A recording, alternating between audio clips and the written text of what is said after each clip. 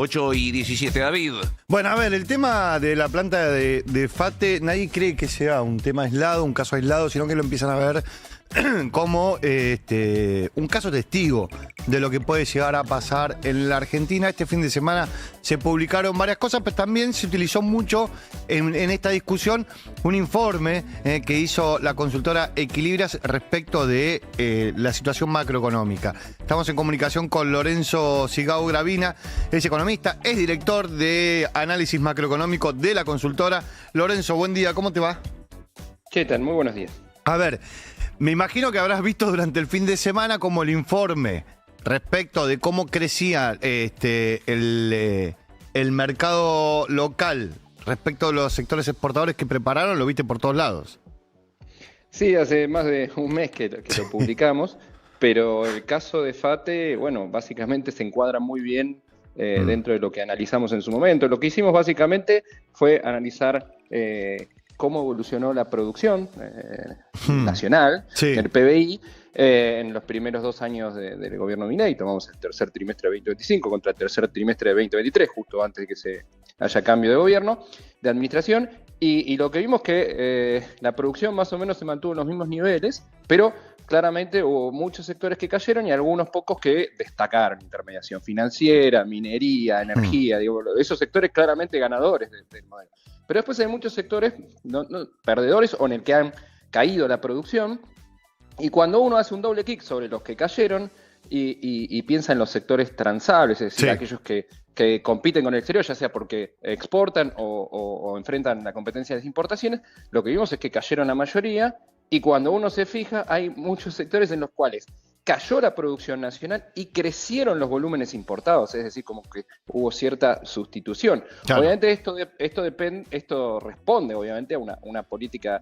A ver, la economía en 2023 estaba funcionando muy mal y producto de la sequía extrema que tuvimos en el agro, se perdieron más de 15.000 millones de dólares, y el gobierno saliente de Alberto Fernández no le quedó mucha más que cerrar importaciones y era casi imposible importar, o tenías que pagar sobreprecios, Ahora, o una brecha enorme, etcétera, etcétera. Pero ahora estamos en una situación en la que ya en algunos casos preocupa porque uno está viendo que se está destruyendo un tramado productivo que no queda tan claro si necesariamente tenía que extinguirse, digamos, de alguna claro, manera. esa es la discusión, digo, para que se Sí, esa es la entienda. discusión. Equilibria toma 55 sectores de la economía y ve que de esos 55, en los últimos 2 años, solo 19 de los sectores productivos se expandieron, 36 se retrocedieron. Ahora, en algún momento uno creía que lo que hacía el modelo económico de la Libertad Avanza iba a impactar en los sectores industriales, pero cuando vemos que empiezan a cerrar también los sectores de servicios y empiezan a haber grandes despidos, lo vimos la semana pasada con una RT, digo, ¿qué es lo que sucede con el modelo que plantea la Libertad Avanza y la economía argentina? Bueno, en el caso de servicios no es tan generalizado, pero cuando vos ves WIRP, o sea, cuando Claro. vos ves el sector industrial, el que compite con las importaciones, ahí se ve un patrón claro, y van pasando los meses y se van pasando y se van sumando, digamos, sectores, empresas. Sí, porque son de consumo masivo, digo, Pati, Verónica, Marengo, La Anónima, FATE, Bueno, Stellantis. Sí, por eso hay algunos de esos son los sectores transables los que compiten las importaciones. Y después, con el caso de consumo masivo, hemos visto algunas reestructuraciones. En algunos casos uno dice, bueno, las reglas cambiaron, hay un cambio muy, muy grande en el modelo económico, entonces puede crujir un poco la estructura y hay momentos en que sucede esto. Pero sí, con el consumo masivo nos preocupa porque lo que no vemos es una recuperación del consumo masivo y vemos una demanda anémica, y en el caso en el que compite con importaciones, sustituyendo por importación.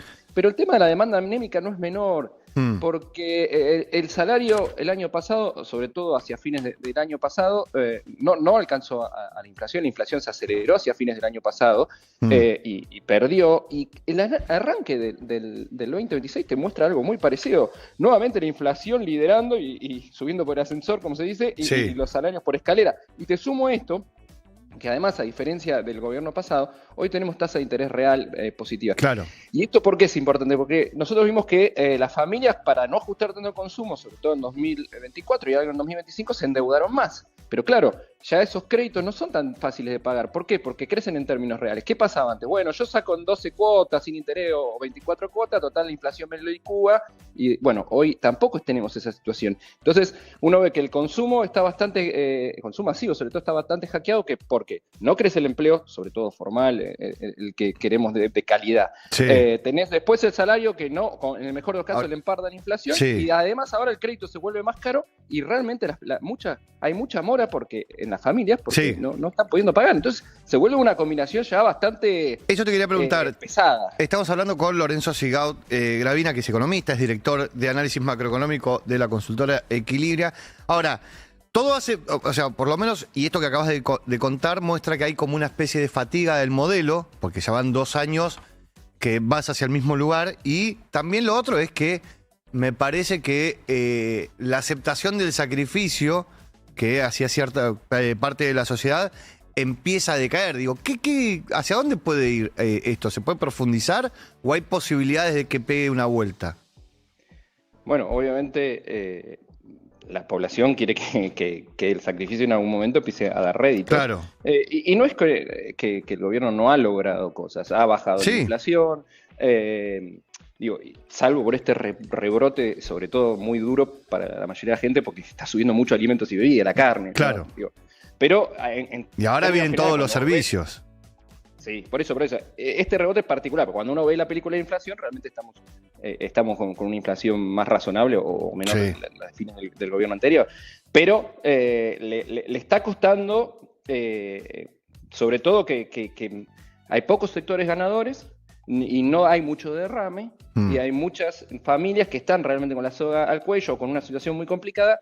Y claro, va pasando el tiempo. Por ahora, la verdad, cuando uno ve las elecciones en mitad de término, el apoyo de la sociedad fue contundente. Sí. O sea, esta paciencia que quizás no veíamos en otros gobiernos, acá como de alguna manera se vio. Pero bueno, obviamente que nada es para siempre.